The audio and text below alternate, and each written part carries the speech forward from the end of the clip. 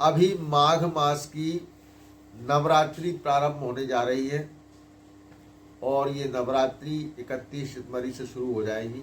30 जनवरी 31 जनवरी से इसमें माँ सरस्वती का जन्मदिन पड़ता है, जिसे हम लोग बसंत पंचमी कहते हैं।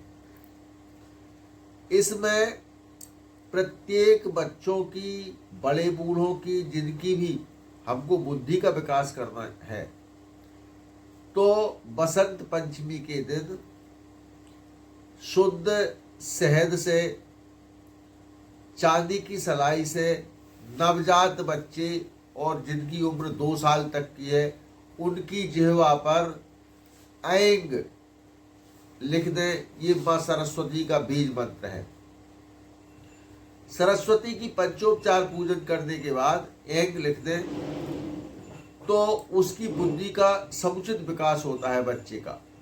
और जो बड़े लोग हैं, जिनकी उम्र 8-10 साल से ऊपर है, 24-25 साल तक की है, जिनके दिमाग में कोई बात नहीं जमती है, कोई चीज़ याद नहीं हो पाती है, याद कर लेते हैं तो उसे भूल जाते हैं, उसके लिए गाय के दूध में केसर मिलाकर और चांदी की सलाई से उनकी जिह्वा पर भी ऐंग लिख दिया जाए तो इनकी बुद्धि में बहुत परिवर्तन हो जाता है, बहुत सुधार हो जाता है।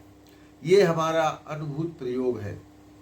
इसके साथ साथ जिन लोगों की उम्र 20-25 साल है, 30 साल है या उससे ऊपर है और उनको भी यही समस्या आती है, याद करने के बाद भूल जाते हैं, कोई चीज़ याद नहीं हो जाती है, तो उनकी जिह्वा पर अष्टगंध से अगर, तगर, चंदन, केसर, बोरोचन, कपूर, शहद और कुमकुम, इनको मिलाकर उनकी जिह्वा पर भी यदि चांदी की सलाई से ऐंग लिख दिया जाए तो ये बहुत ही अद्भुत प्रयोग है। इसके द्वारा हमने बहुत से लोगों को सुधरते हुए देखा है, याददाश्त बढ़ते हुए देखा है, व्याख्यान शक्ति बढ़ते हुए देखा है। इसलिए हमारे दर्शकों से हमारा निवेदन है, ये गुप्त नवरात्रि आ रही है, बसंत पंचमी के दिन माँ सरस्वती का जन्मदिन माना जाता है। ऐसा सब लोगों को विदित है कि माँ सरस्वती बुद्धि को देने वाली हैं, विद्या प्रदान करने वाली हैं। इसलिए उनका ये बीज मंत्र है ऐंग। इसको जिह्वा पर लिखकर और बड़ी सावधानी से, हाँ, यदि पंचमी से लेकर नौवीं तक 4-5 दिन,